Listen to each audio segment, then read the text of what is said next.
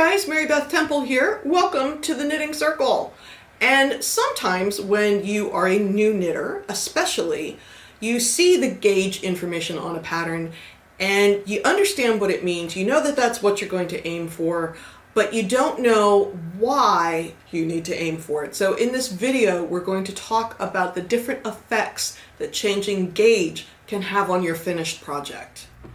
So let's talk about the dreaded G word, which is gauge, G-A-U-G-E.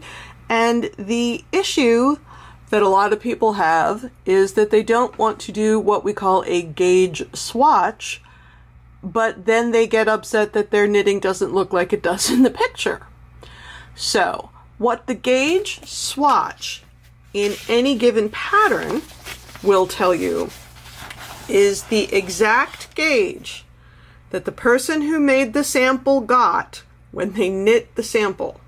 So in the case of the beautiful Apple River, here, let's cheat and take a look at that real quick. That is the Apple River shawl, available here at the Knitting Circle. And the gauge for this pattern is 14 stitches and 26 rows equals 4 inches in garter stitch. So for you to get a garter stitch gauge, you're going to knit a garter stitch swatch with the needles that you are going to make the project with the yarn that you're going to make the project with, and you're going to block it like you're going to block the project, and then you're going to measure your gauge, and you're going to see if it comes close. Now for this particular pattern, it says gauge is not critical. However, a different gauge will affect the size of the shawl and the amount of yarn used, and this is why we care about gauge. In my family, there was a blanket that my sister knit for her first grandchild, and she knit it so tightly it was sort of like a brick and it didn't have any flexibility.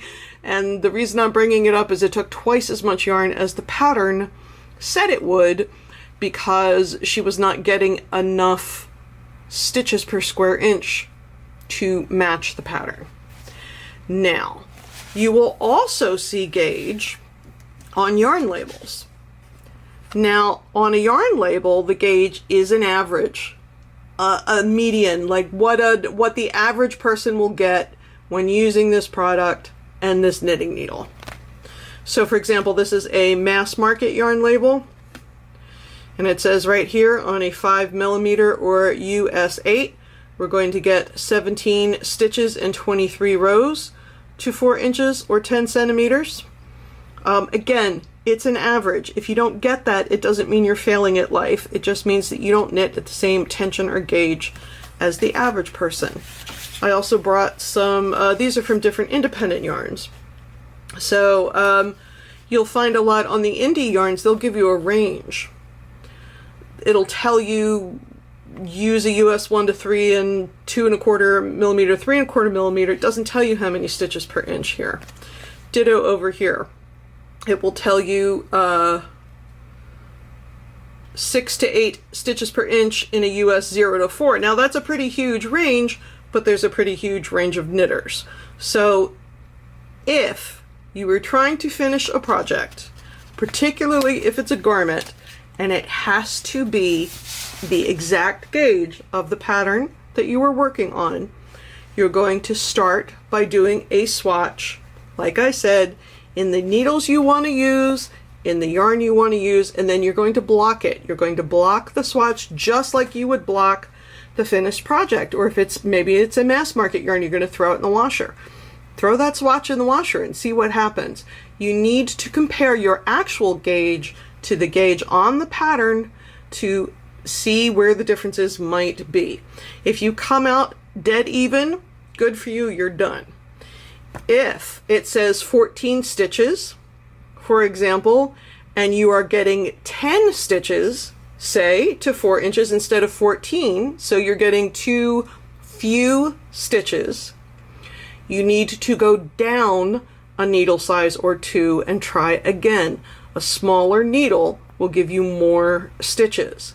So the opposite is also true. If you're going for 14 stitches to the inch, and you're getting 18, then you want to go to a bigger needle, because your bigger needle will make the stitches a little bit bigger, therefore you will need fewer to get to your 4 inches, and you're going to try that. I will also point out that the type of needle that you use can affect gauge.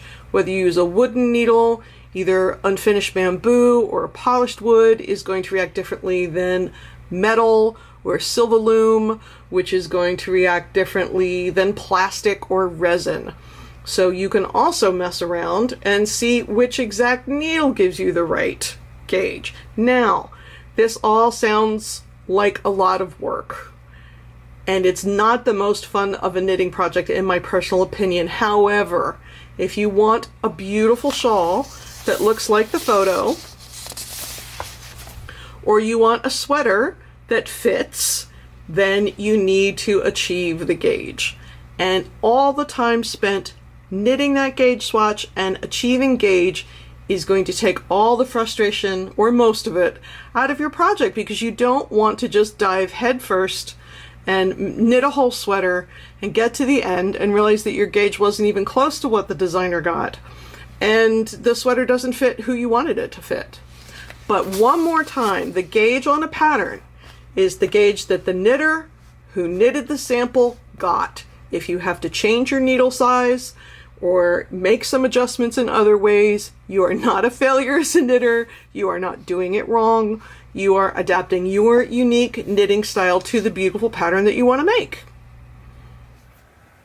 So remember, if you don't immediately get the gauge that's specified in the pattern, that's not a fault. It's something you can fix. I'm Beth Temple. This is the Knitting Circle. Thanks for hanging out. I'll see you again later.